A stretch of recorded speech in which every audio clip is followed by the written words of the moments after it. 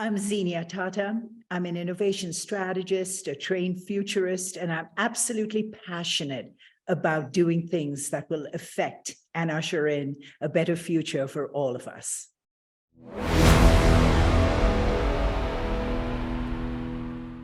We are deeply honored and really proud to have Zenia Tata with us today, all the way from Colorado, the mountains of Colorado to the deserts of Dubai.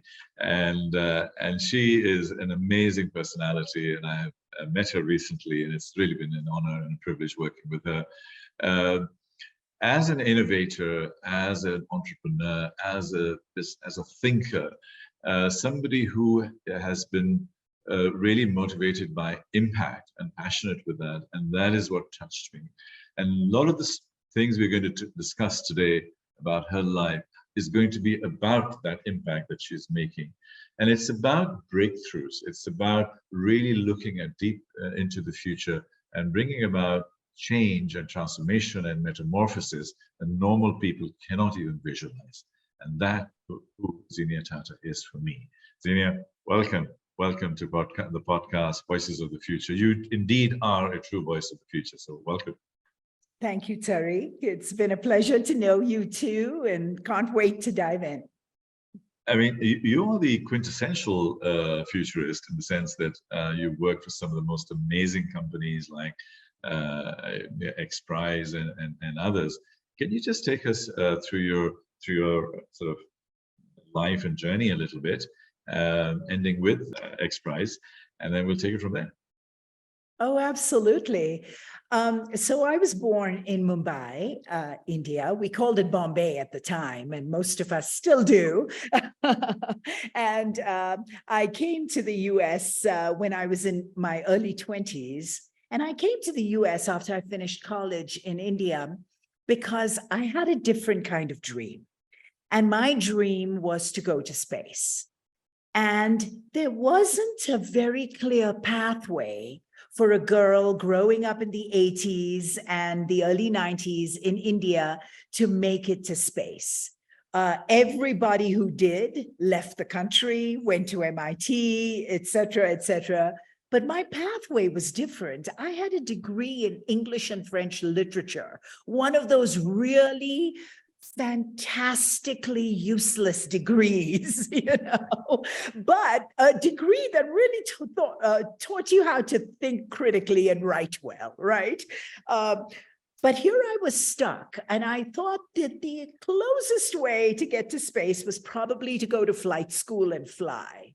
And so my passion had been flying for a very long time. And I started flying as a young girl when I was 17, 18 years old.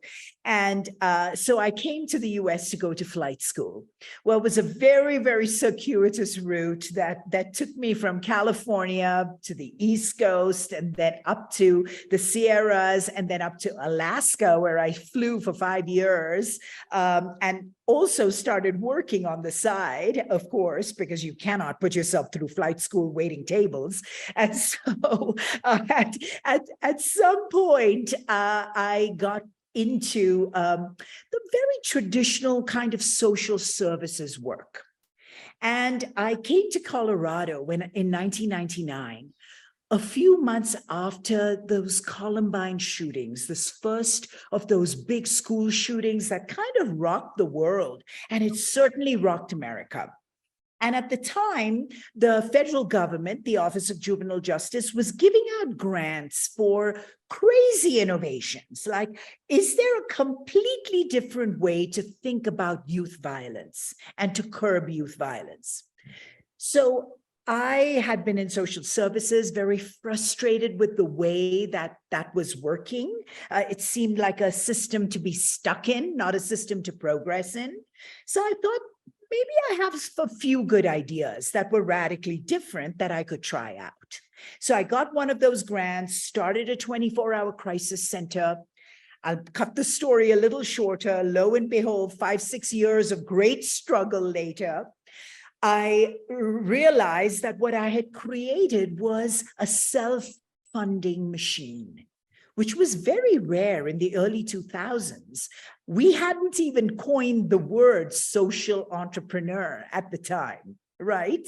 It was just a little later that Bill who founded Ashoka coined that term, And I realized that's who I was. Wow, I'm a social entrepreneur. I've created a broken through with innovative thinking and design, broken through a very traditional system and made it self-sustainable. That model, after about 5.5 years, went all over America, and every county has my model now, and I wasn't needed anymore. Yeah. So that freed me up to move to the next thing. And the next thing was a very interesting organization called IDE. IDE, International Development Enterprises, was a large international NGO that had a very different perspective. And the perspective was, what if we stopped treating the poor, who we are serving, as beneficiaries and started treating them like customers? How would that change the game? Now, remember, Tariq, you and I think like this and talk like this all the time, right? But we're talking about 2005. 2005. This was not the thinking. And the founder, who was this old doctor, Dr. Paul Polak, he had already got laughed out of the UN, laughed out of the World Bank when he went for funding, because who thinks like that? The poor are beneficiaries of charity. We need to pass the money through, give them the stuff they need, and then somehow, after however many years, they may or may not work themselves out of poverty. Well, that is not a model that is self-sustaining. That is not a model that's even good for those beneficiaries, right? So IDE worked with smallholder farmers, and we worked to bring water technologies and market intelligence, market know-how, market connections, where they could then earn a living. We only worked with farmers for about 2 or 3 growing seasons, so that's about a year to a year and a half, and then they spiraled their way up from poverty. So that was the model. Again, we were struggling. I just said, I'm a young CEO, taking over this organization, not quite sure what's going to happen. On my first week on the job, find out that we have 8 months of operation, and then we're shutting our operations worldwide, And then we get this email from somebody from the Gates Foundation. We didn't even know that Gates had a foundation at the time. There were rumblings that they were going to start a foundation because Bill Gates was retiring, but it hadn't even been formed. Anyway, long story short, we received the first ever grant from what is now the big Bill and Melinda Gates Foundation. It was $30 million, and they were looking for very innovative organizations who were using 2 tools, technology and entrepreneurship, putting those 2 together and helping people work their way out of poverty. So with IDE, I spent many years at IDE. With that grant alone, we and beyond, actually, we served almost 24 million farm families out of poverty, across Asia, across Africa, and a little bit in Latin America, helping them connect to high-value crops, grow high-value crops, and connect to high-value markets, like the coffee market, for example, or mangoes, or cashew nuts, etc., for export. So anyway, so that was my journey with IDE. But through those journeys, what I learned at every step was that innovation and a different mindset, a different way of thinking, a different lens on the world can actually upset the apple cart of the normal and create something new, a better future, a more hope, and better results, high impact, basically.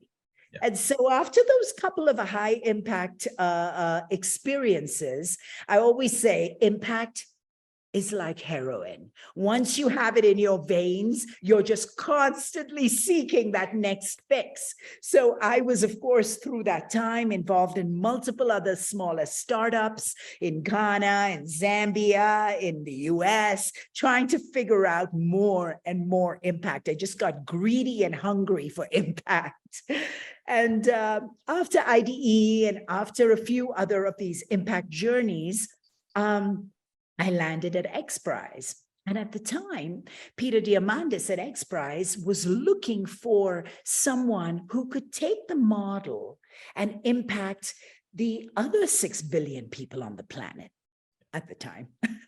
It was, he had been doing a lot of work in space and automotive sector, et cetera, but it was time to do something for water, something for energy, something for our food systems, et cetera.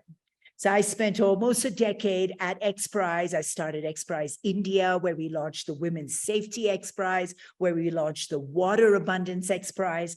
Anyway, I spent a decade at XPRIZE as the Chief Impact Officer, leading a team at our height. We had 29 in my team of international researchers and prize designers, and we designed altogether almost 30 moonshots for every sector, from hydrogen energy to alternate proteins to coral reef regeneration, all the way to carbon capture, which we launched with Elon Musk, which was the last prize I launched. And the last prize that I designed that I just found out is being funded by a group in Saudi. The last prize I designed, which was super audacious, was called the Age Reversal X Prize. So that's launching in November of this year. I think it's going to a slightly toned down title of Health Span X Prize. But anyway, so I was again at the forefront of completely blessed to be there, by the way, of being able to impact all of these different sectors and be at the bleeding edge of what is next for these sectors. It was through that work there that I went back to school, trained in foresight, trained to be a futurist, and created my own methodologies around how to really look at the future and then how to actually pull that future forward. What an amazing journey. Thank you for bringing us to this point. My mind is exploding. I'm feeling like a little kid in a candy store. So saying, what are the kinds of things that you did? But my key question here for you is, can you just immerse us, the audience, into when a grand challenge comes into you, when a moonshot comes into you, what's your thought process? Because most of these moonshots are by definition impossible to do with the current existing status quo and the base level of knowledge. So Absolutely. So you've done 30 of those. So when you get these near impossible tasks, what's your mindset? How do you get your people around you to sort of start believing in it? Can you immerse us into that moment and that environment? Absolutely, yes. And honestly, that process is one of the most exciting processes to go through, and one of the most frustrating, as you can imagine. So you use the correct word, mindset is the right word to use here. You have to go in with a mindset that is wide open, constantly questioning, and everyone else around you has to have the same mindset and the same level of patience. Okay? Because you have to constantly be asking why or why not, right? And it is like peeling an onion. And when you peel an onion, you're kind of peeling away all of okay, so let me start again. And crying in the process while you're peeling. And crying in the process. I love that, right? Right. But you're peeling many onions here. And the reason is you're starting from a blank slate. You're starting from, what is called first principles thinking, right? And a first principles approach is very simply taking a problem, boiling it down to its absolute core, right? And then saying, okay, well, this has happened with the problem. This has been addressed in this way, and then peeling all of those onions to understand why that approach was taken. So a very simple kind of example is, if you're talking about the future of water, okay, on our planet, to understand, where does water come from? When did those molecules first exist in the universe? And even those answers we don't have. I mean, I just was reading last week that there is new study and new evidence to show that the universe is no longer 13.8 billion years old as we thought. It's more like 27 point some billion years old, right? Almost double. So even all of those things we don't really know. But again, just trying to understand what is the essence of what we are trying to solve.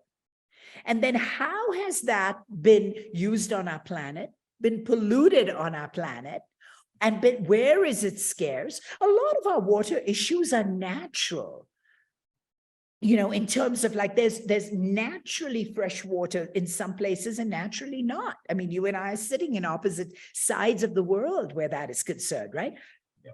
So again, understanding the problem, trying to go to the absolute root of it, and then constantly going, why or why not with that.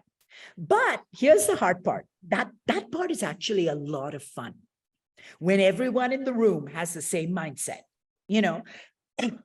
But you can't get stuck there. It's so easy to just ideate and get stuck in those circles. You have to keep moving forward. And when you move forward, you have an explorer's mindset. And when I think about an explorer's mindset, I think about it really like a child, okay? So imagine if I'm a big scuba diver. I have been for many, many years of my life, for the last 20 years. And, when you're diving, a night dive, or you're looking into these crooks and crannies of this gorgeous coral reef, and you turn on your flashlight or your eyes, and you shine them down. And some of them, actually, you find some nuggets in there, or you find a pathway through, and others you reach the end and then you come back out, So it's that kind of explorer's mindset where you say, okay, here are pathways that have opened up. Here is how we are going to rigorously explore these, and knowing that most of them will lead to nothing, but just an expanded view. So again, mindset to ask why, first principles thinking. And you stop that, identify your pathways, thoroughly research those pathways, collect those answers, and then go to the next level and the next level. And the next levels are all about, for me, with moonshots, all about scientific rigor. Is this possible by the known laws of the universe? Is this possible by what we know about physics? Is this possible from an engineering perspective? And even then, when you get stuck, which you will, even then, when you want to push those doors open a little more, I have two other influencers that I use. One is science fiction. I say, okay, how does science fiction solve this problem? Right? And is there something that we can learn from there? And the most interesting one where I was like, no, there's nothing we can learn from there, was actually when I was doing a prize for Alzheimer's. And I looked at how madness, for lack of, it's a crude term, but, I looked at how mental disease and almost madness was depicted in science fiction. There was another parasite, and that's what it feels like, for people going through Alzheimer's. It's not them anymore, right? That's what the loved ones say all the time. So anyway, so I look at science fiction as an example, as an influencer, and then I look at biomimicry. How has our Earth solved this problem? Because every problem in some form or another, analogous maybe sometimes, has been solved by our planet. Different timescales, of course, but the answers are all around us. So biomimicry, science fiction, those are the other influencers I use to open the doors, open the gates of our minds further and further down those rabbit holes. So that's how the moonshots get designed. These grand challenges, they have an outcome. I mean, you need to achieve something, so much water can come from the atmosphere or certain parts.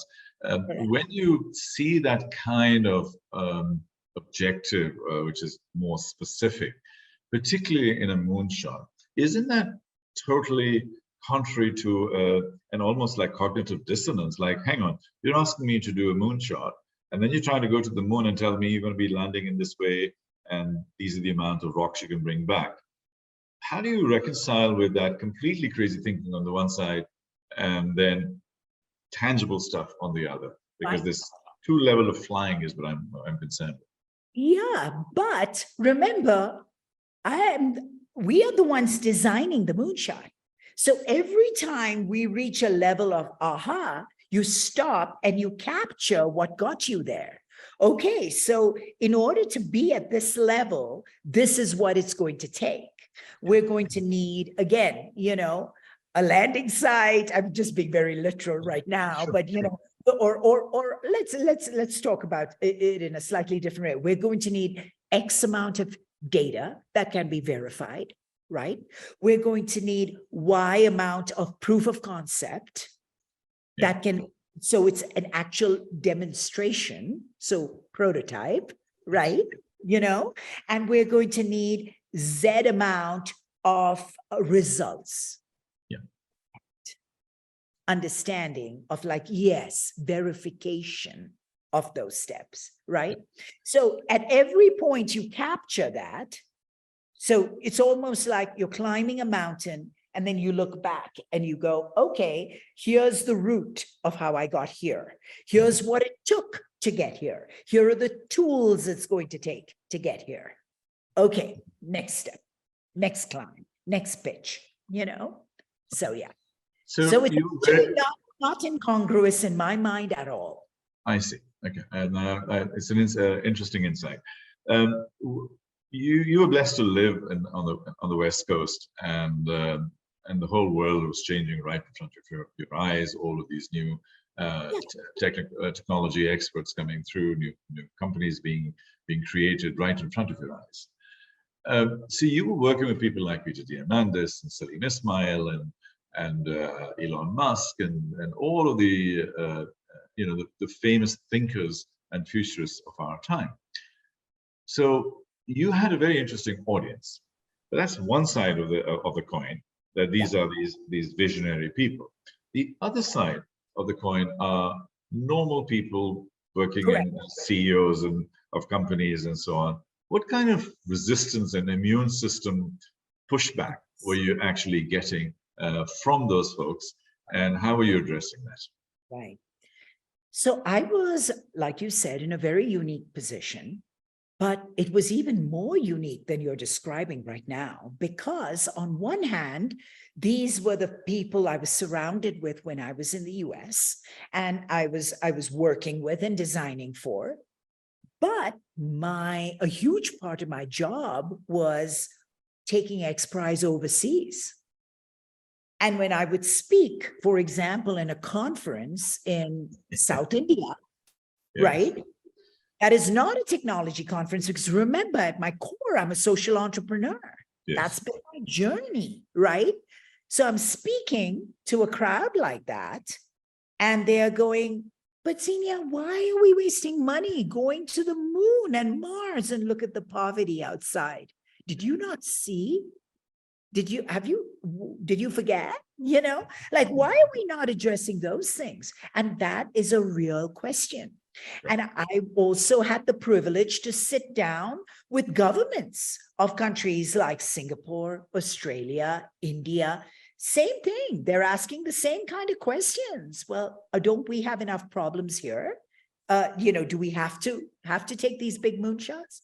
Well, to be honest with you, Tariq, most of my moonshots and most of the work that I did at X Prize, the largest part of my portfolio is really in climate change and climate technologies. And it's fun to talk about the space stuff. It's fun to talk about deep water exploration. It captures the imagination, but that wasn't most of the work that we did. Most of the work was in technologies that collectively will solve the problem of climate change on our planet, will usher in a better future for all species on our planet. It's a wonderful segue. I was going to talk to you about climate change, but I think you naturally reached that point. We're looking at COP28 in this country in the coming months. What are these climate change projects that you do? Would you like to share a few of them, and what are the kind of challenges you were solving? Yeah, I mean, the big one was carbon removal. That's So Elon Musk. yes, the Elon Musk $100 million prize for carbon removal. So that was the big one. But we were at a fairly early stage and we still are as a planet, in the carbon removal space. Yeah. And it's been developing really, really rapidly. But we knew when we were going in that really what this prize was going to be was a prize to sort of start organizing and gathering those innovators and innovations and starting to kind of feed into this growing market for carbon capture. And I use the term market because market describes a trade on all sides and innovation also on all sides. So it's people who are trading it, capturing it, sequestering it, creating new technologies, etc. So we knew that we were going to be an integral part of that ecosystem that was just forming to kind of pull all of this together. We knew that in the lifetime of the prize, 4 years, maybe 5, if there's an extension, but we knew that the problem's not going to be solved, but it was so important. It's such a big problem, to get people going in that direction, right? So carbon removal, I think, was one of the really big ones. I think even, we got this funded from from Abu Dhabi, original grant came from the Ministry of Education for this. And this was an alternate meat prize for white meat alternatives, fish or chicken alternatives. And that prize is still running. And that is a very big and important climate action prize as well. 100%, yes. Right? Yeah.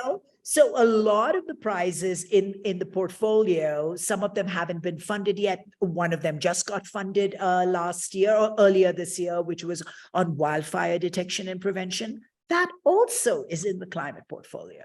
Yeah. So you and I intuitively understand what a prize is, but for the audience, can you explain what the process is and how a prize is created and what's the amount and how do you set the objectives for it? Because I think that context will be really important for the listeners. Absolutely. When I was at XPRIZE, I left XPRIZE 2 years ago, so I don't intend to speak on their behalf anymore. But I think their premise is fantastic, and they've been doing really good work. So the premise is really simple, and I'll give it to you in my terms, not in Peter's terms, right? So in my terms, I think there's only a few things that really incentivize us as human beings. And especially as entrepreneurs, okay, or inventors, innovators. One is money, because nothing gets done without it. The second is connections, mostly to markets and money, because otherwise your product or your idea doesn't go anywhere.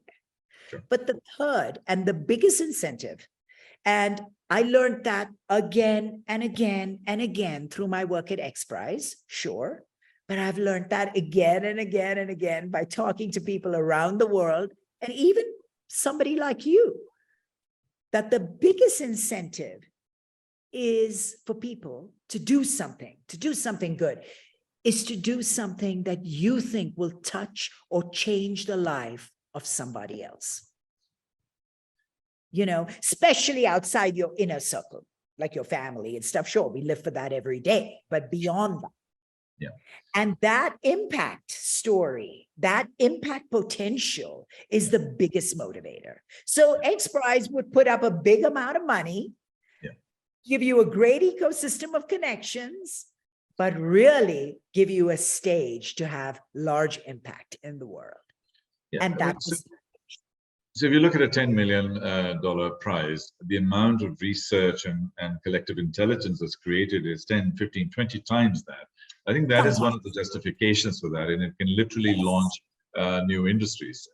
Charles Lindbergh was one of the earliest creators of the aviation industry as we know it today, and many others. So to me, that becomes a massive catalyst, bringing the whole world together and uniting them towards something meaningful and something that is going to make a difference in the world. I'm also very socially driven. My other company, or one of my core companies, is called MAD. MAD stands to make a difference, and that's my massive transformative purpose, which is to make a difference both for humanity and for business. So every single thing that I do, I look at through my lens of madness, through my lens, and mad people like you and I are eccentric. And eccentric, the true definition of eccentric is off center. Everybody is norming in the middle, and we are on the edges, and we are innovating on the edge, and fine-tuning it, and literally getting to the essence on the edge, the last 2, 3, 5% on the edges. So my TEDx talk was "Only the Mad Will Thrive." Oh, I love it. So I'll send you a link on that. And basically what I did was I brought it down to our business life also. I said, one needs to be creative in our thought process and perhaps work on the edges for us to thrive. And if we just do the routine stuff, we're just not going to get anywhere. No, we're not. And particularly in an exponential world, we get stuck even more so. So I think those are the kinds of the elements that I bring in. Now, one of the most sort of topical things at the moment is generative AI and ChatGPT and all of the elements. I've been speaking a lot on it in my various keynotes. I found it fascinating, your first 15 minutes monologue as you introduced yourself. I said, ChatGPT can't do this. So the creativity, the questioning, the whys, the why nots, the peeling of the onion and the iterative process and finding out that human connection, the collective intelligence, all of these elements, we are so far ahead. You gave me hope. So thank you for that. We're so far ahead. And it is our life journey that has taught us this. I mean, dare I say it, like even my critical thinking skills, which I have strong ones, came from my English literature degree at St. Xavier's College, extremely excellent Jesuit institution in Mumbai, right? I was blessed to have that journey, and every step of the way has contributed. I've taken the best out of that. You're right. AI does that, generally grabbing from this vast World Wide Web. Yes. We live the journey. It's our lived journeys that give us that insight, experience. It's the lived failures that give us the insight and the experience. Yes. All in plural, by the way, journeys, failures, right? Journeys, failures, futures. Absolutely. No, we're totally aligned on this, and I'm very encouraged to see something like this. And I think you are an inspiration to a lot of people. And this program here is Voices of the Future, and this is the voice I want people to hear. This is the voice I want educationists to hear. I interviewed a learning specialist yesterday, Russell Cayley, and he needs to take this podcast and show it to his students, and more importantly, his teachers. I love talking to young people, by the way. Always. And I think that's really the essence of a lot of the things that you're doing. So fascinating stories. Now, What are you doing today? I mean, in the last couple of years, you're obviously going out there and generally being a social entrepreneur and scrambling and stuff, I'm sure. But Yes. what are your what's going on at the moment? Uh, This is hang on. This is editable, so don't worry about it. the last 2 years after X Prize has been a fascinating time for me in many ways. The first 6 months after this decade of being in this very intense world, I mean, real exponential world, in every sense, because exponentially growing communities around the world. With COVID, everything was shut down. So everything is right here, focused in your screen, correct? Yeah. And so, and all the technologies, the problems, we are living in a time of poly problems, multiple complex issues and problems. And when you're so on solving those for so long, my brain needed a break. My soul needed a break. I had gone through a tremendous amount of loss of family or through COVID. And I took the first sabbatical of my life for about 7 or 8 months. And it was the most amazing, refreshing, and recentering thing that I have ever done. And I highly recommend it. And I did it out in the mountains. I did it in the woods. I really did it in the backcountry. I mean, can you imagine, Tariq, picking up your phone in the morning and there's not one email? Except for New York Times and this blog and that blog and space.com and live science and AI today, beside all of that. Nobody's writing to you. Nobody's asking you for anything. It was terrifying, daunting, and exhilarating all at once. It was a real journey, And then I've been doing some interesting consulting pieces. I did a really good few months with the government of Australia and looking at alternate plastics and the waste issue. I've been working, that's how I met you, with Salim on a project for EMAR, which is really potential for very high impact, looking at completely sustainable and affordable housing in a country like India or Egypt or Morocco, Turkey, etc. Can we crack that nut and house millions of people? Is that possible? So I've been working on some interesting projects, but I'm also, I'm going to say this, I'm actually going to say this. I'm starting to write a book. And I've just finished the outline. And you're going to ask me, I know your next question, what's the book about? It's about climate change. And it's about how we can definitively, because this is what my 10 years at X Prize and beyond have really brought me to. We can definitively scientifically halt climate change by 2040 and start reversal efforts that will be in effect by 2050. But today, all the talk at COP is all about halting by 2050. Halting, and then slowly halting. No, we have the technology today. Technology where the unit economics are so affordable.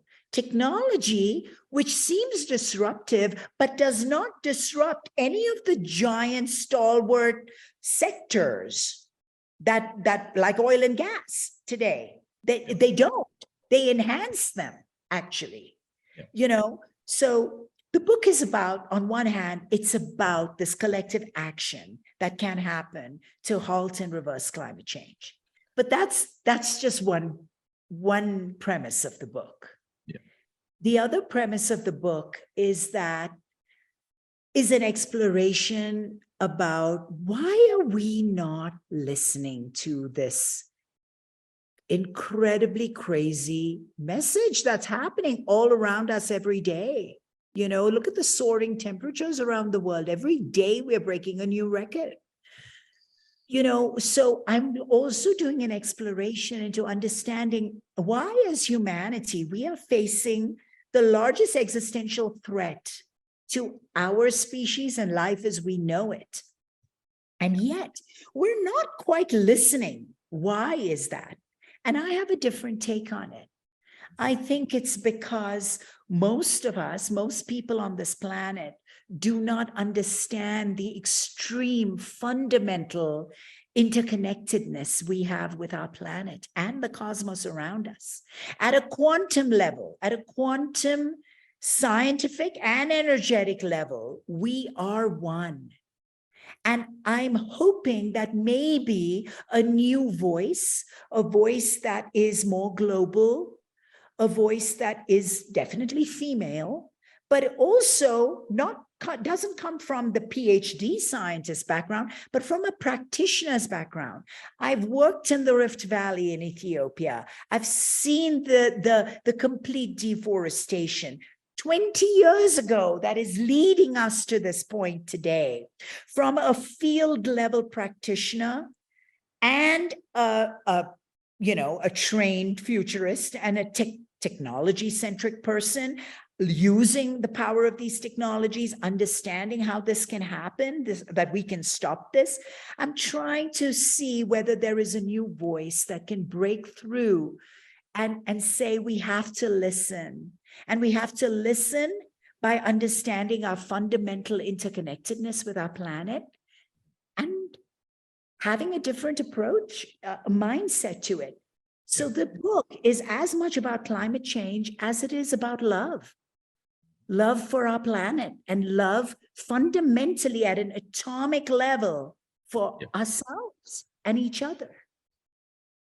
At a very basic level, it takes me to the frog story, boiling frog story, where if you, and I think we are like that boiling frog, which is incremental temperature increase, and we are sort of not really realizing it, and we keep taking our skins off, but at least we keep surviving until it's too late. While if you, somebody from outside coming onto Earth and sort of saying, what the hell are these people? These people must be mad. That we are not responding to that. I mean, Sevilla at 60 degrees Celsius. I was presenting on this in Dubai recently, where I said that, and this is a known fact, that by 2050 to 55, on the current trajectory, the temperature in Dubai is going to be between 61 and 63 degrees Celsius, uninhabitable. So therefore, by definition, and I have a beautiful picture on Dubai 2050 in that environment and where they are trying to go. So there is really no question. And these stark images, the before and after kind of images, are the ones that I'm showing Dubai 2050 without any change, and Dubai 2050 with climate change and reversing it. So it's a no-brainer. But I think we've got into that thing. The other one, and I think this is a little bit insidious, is that I think our biggest enemies at the moment is the media. They are not responding, and they hack our brains. They tell us what is real and what's not real. And the third one is obviously greed and money. Oil companies have $4 or $5 trillion worth of assets stuck inside the land and sea, producing, dirty oil and so on. They're going to fight all the way until every last trillion of that is over. So there has to be something way bigger than that that'll address that. So they control Congress and the powers that be. That the donations control the media. Everything is all interconnected, as you say. The media is not talking about it, and literally 98% of the people obviously understand and believe in climate change. And the 2%, 1% who don't, for whatever reasons, have an equal seat at the table with the 97, 98%. And to me, it's 2% versus 98, not 50-50. It almost becomes a 50-50. And that to me is just, unconscionable. But So, what if it was a different way, Tariq? Okay. What if there are technologies that exist today, okay, Yeah. today, that are market-ready technologies, okay, that can be retrofitted on a natural gas plant, Yes. can capture all of the emissions. Yes.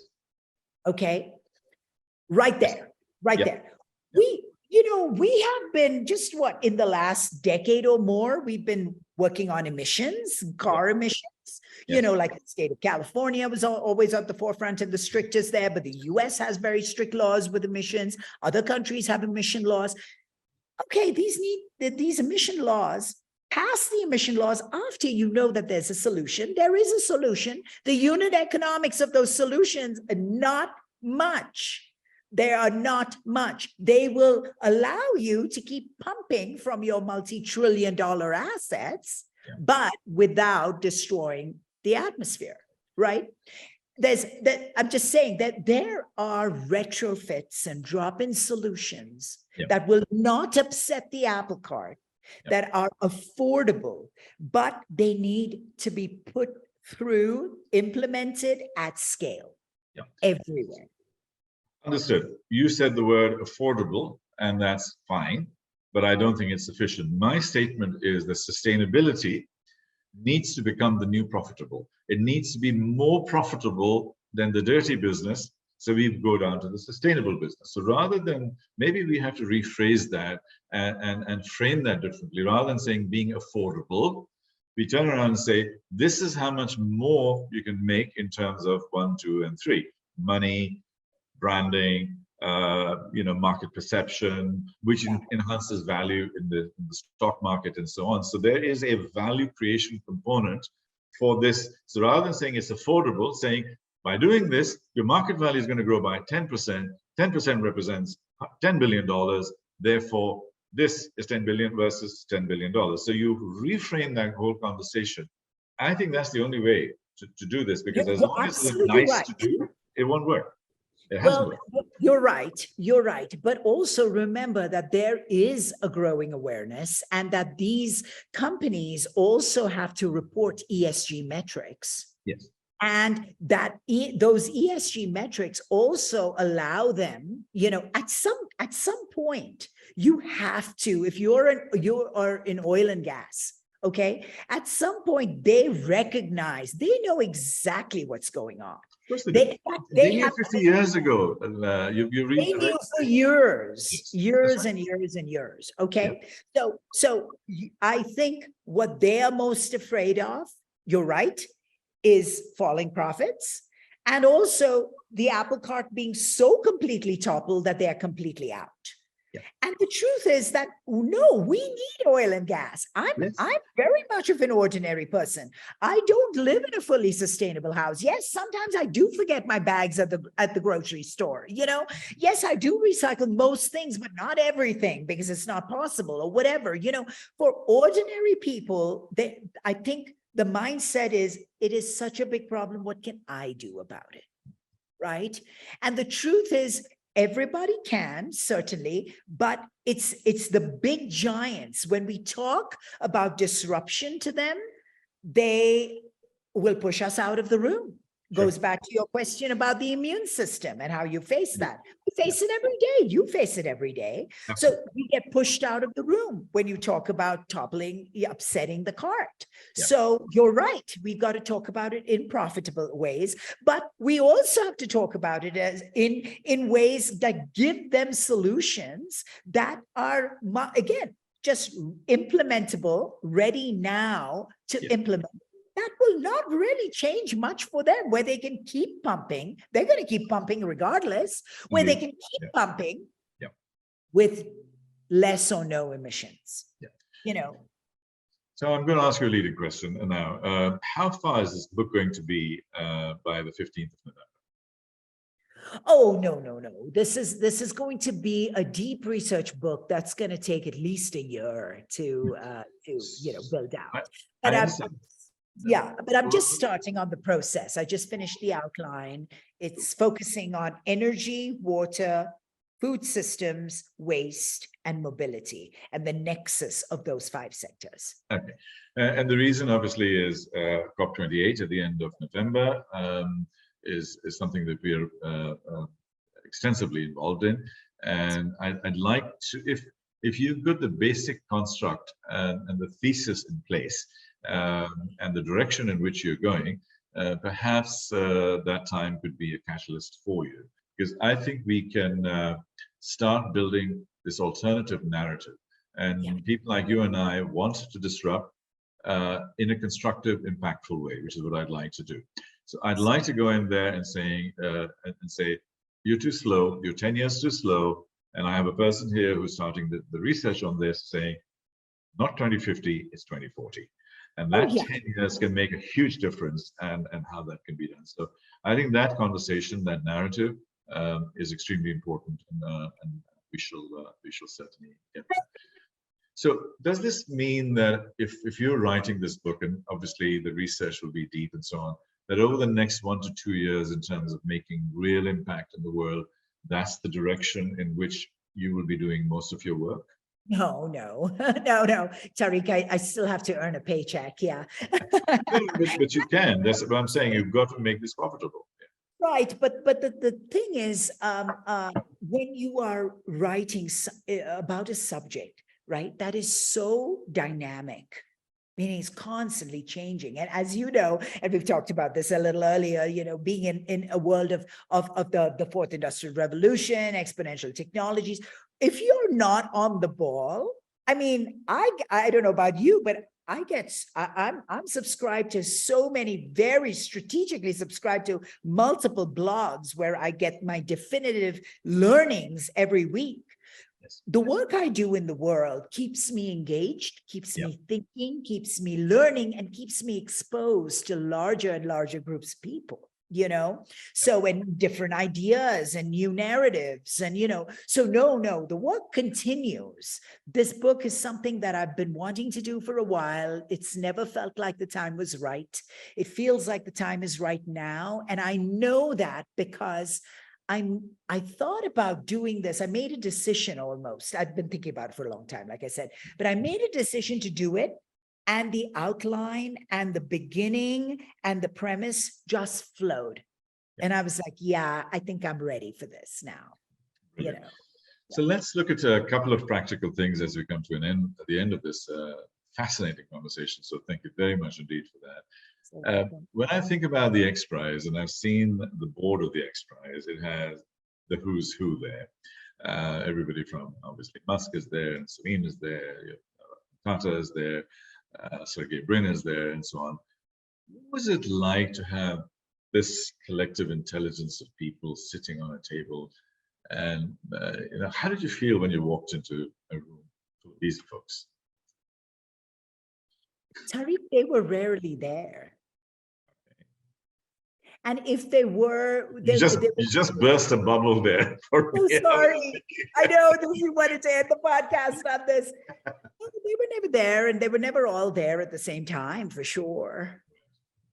Yeah. Because to me, when I looked at that, and I said the collective intelligence of these people, and the collective of conscience that they have, and the amount of money and people that they are influencing is in millions, tens of millions of people. So it must have been a fascinating place. So moving on from that, into more practical, after having had that bubble burst, back to reality with the fun. Coming back to day-to-day business, and let's look at a water authority, or let's look at a property group, or let's look at you know, things like that. What are the sort of things, pulling together all your experiences, innovation, thinking process, and so on, and coalescing that into this essence of who you are today? How do we bring that to these kinds of companies? I call them mid-size. Large is still difficult to move, but the mid-size firms are easier to work with. Yeah. How can you, with all of that, impact these and move the needle, change the mind shift, and get them from today to tomorrow? Right. For a long time, I worked on moonshots, right? So what are moonshots? Really large disruptive ideas that have the ability to harness power of technology, have massive impact, and the ability to create some kind of profit, right? So it's not just for the good of the world. Like you said earlier, and that was very, very, very right. If the profit is not a motive, then it's not going to happen, right? So for a long time, I worked on these big moonshots. What I'm realizing now in the last couple of years, Tariq, my own mind has shifted on this, okay?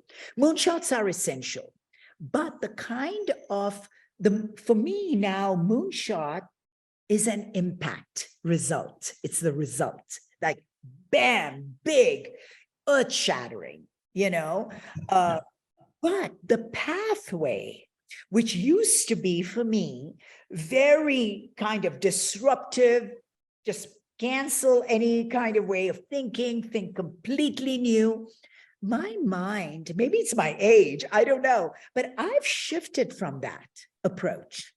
I feel that we need to, when we talk to businesses, large or mid-size, small, whatever, we need to have more of a practical approach. And the practical approach, like you said earlier, has to show profitability, but also the disruptions are actually technologies that are not disruptive in the sense that cancel everything else and put this in now, but they are retrofits or drop-in technologies that work with what they have today. But the result is 10x better in these areas, or 1x better in these areas, or 4x better in these areas. The disruptive, let's just tear everything down and rebuild, hasn't worked. That message has not worked. I was at the leading edge of that. I saw it fail again and again and again too. Okay. Or more than fail, didn't really fail. It was shelved. X Prize was sometimes so expensive. It was shelved. Yeah, I know we really need to do this. Let's shelve it. Let's shelve it. The Carbon Prize we designed in 2018, the Wildfire Prize in 2019. Why is it the Age Reversal Prize in 2020 and 2021? People are now coming to the table to fund it. The time was then. The time was then. As futurists, we knew the time was then. Everybody's late to the game because it's too risky to talk massive disruption. Sure. We need to be talking retrofits, drop-in technologies. We need to be talking about, I know it sounds incremental, but it's not. I can give you examples, and my book will have examples of how the results are real moonshots and completely disruptive. But the process it seems rather incremental, more logical. A philosophical question, but I think a really critical one in my view. And I start most of my presentations with this one. The importance of trust, truth, and ethics when you're thinking about moonshot, when you're thinking about bringing about massive change. Extremely important, because you're coming, so for me, I'm coming to it with an impact lens, right? That's my main lens, is the lens of impact. How can we have impact? It's not and I'm differentiating it from a technologist's perspective of, the lens of technology, that these are the technologies to push, or a scientist's lens of, this is the truth. This is what the experiments have yielded, and that's the message to push, right? For me, the lens is impact. So when you're talking about impact, one of the first questions you ask, or the series of questions you ask, is, who will this benefit? And who will this leave behind? Right? So you have to talk about that. If you see any of my road mapping work, I always speak about that. Who does it benefit? Who will be secondary beneficiaries, meaning they'll be left behind for a while? And when will they catch up? And what can we do to ensure that it is equitable for most? And I say these words, hedging my bets, because we are a planet of 8 billion people growing to 10, right, in the next couple of decades. We cannot sit here, blindfolded or with our heads in the sand. The world is not an equitable place. The future is different based on who you are and where you are in the world and who you are in your world. The future is different for you. The trajectories are different, right? So we have to look at everything through that lens of who will be impacted, who will be left behind, why will they be left behind, who will grossly benefit.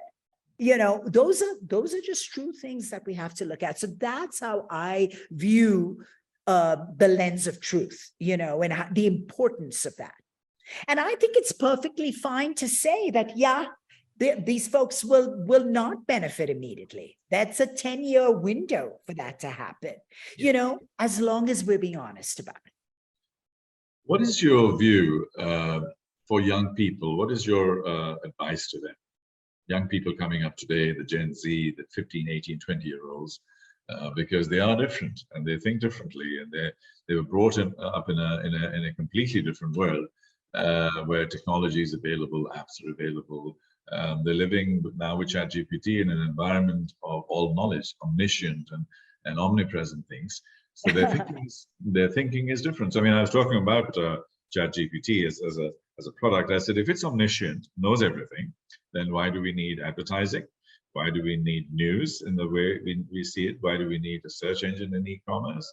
Why do we need recommendation engines to buy stuff?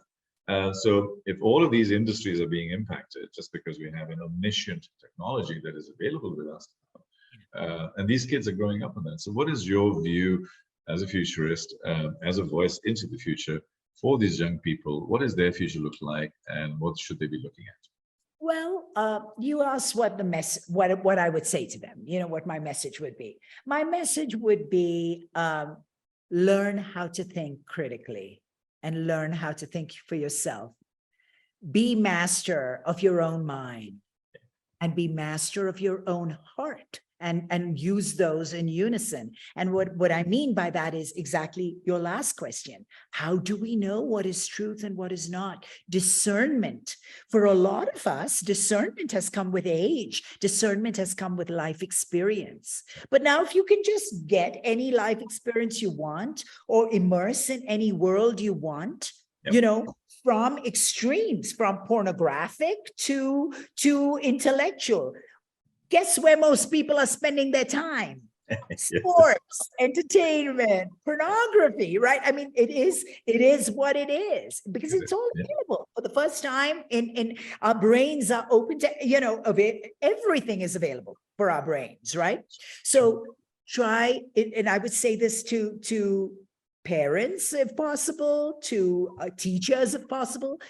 Is there a way to teach discernment? Is there a way to teach critical thinking? Is there a way to teach young people how to really come into their own and understand the lived experience from the digital experience and the value of each of them and the value of that lived experience, And that is what is getting taken away, which is really hard. And then honestly, I would listen. I love listening to Gen Z. I love talking to them. And honestly, they're not that different.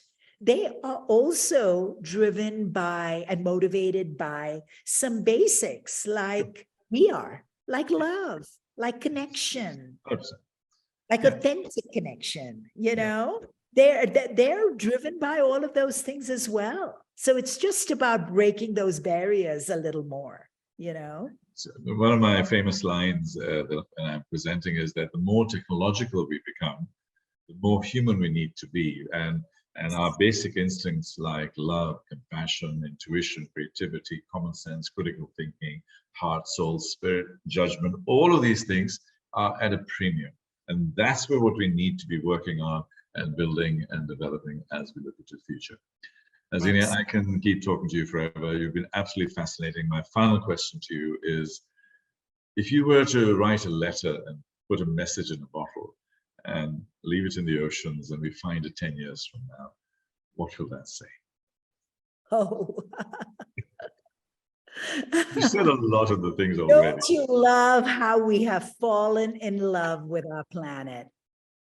We're finally here. We're all in love with our planet. That's the message in the future that I'd love to read. Go, oh yeah, we fell in love with our planet a long time ago. What's this silly message about? You know, I really wish that all of us could start developing an individual love affair with our planet and understanding our deep, deep connection, because only that will change this current zeitgeist, will change this kind of existential path that we are on. We all individually have to live that journey in some little way, some little realization of love and connection with our planet. Zenia Tata, you're an absolute revelation. Privileged to know you, privileged to have met you and working together with you. Today was fascinating. And I think the nuggets that I can see as from a production point of view that come out of this particular podcast are incredible. So thank you very much indeed. This will be an amazing voice for the future, and this will impact our whole platform that we are building. So thank you very, very much indeed. Any final comments? Any final thoughts? Thank you very much. Really appreciate it. Really appreciate what you're doing, putting out all these voices of the future. And hopefully one day somebody will look back and hear these and going, yeah, we did that. So what? What's next? You know, perfect.